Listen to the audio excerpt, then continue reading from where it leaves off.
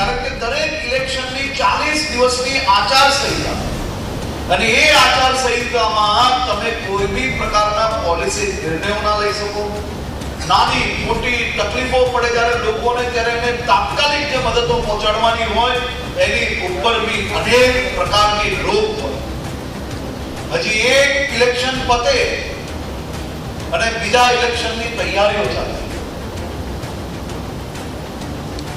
એક ઇલેક્શનમાં સેના, અર્ધસૈનિક બળ, પોલીસ આ બધાના માનવ બળનો તમે જો સમયની ખાલી કેલ્ક્યુલેશન કરશો ને તો એ આપણા દેશ માટે સૌથી મોટું જો પરિવર્તન હોય તો એ વન નેશન વન ઇલેક્શનનું પરિવર્તન આપણે નજરે પડશે.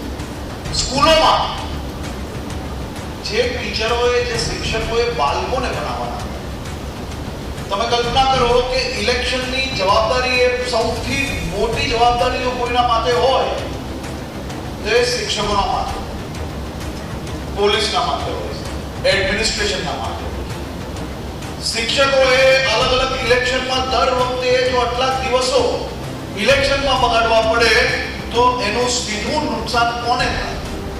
તો એ શાળામાં ભણતા બાળકોને સીધું. અમારી તમામ માહિતીથી અપડેટ રહેવા માટે જોડાયેલા રહો S9 ન્યૂઝ સાથે.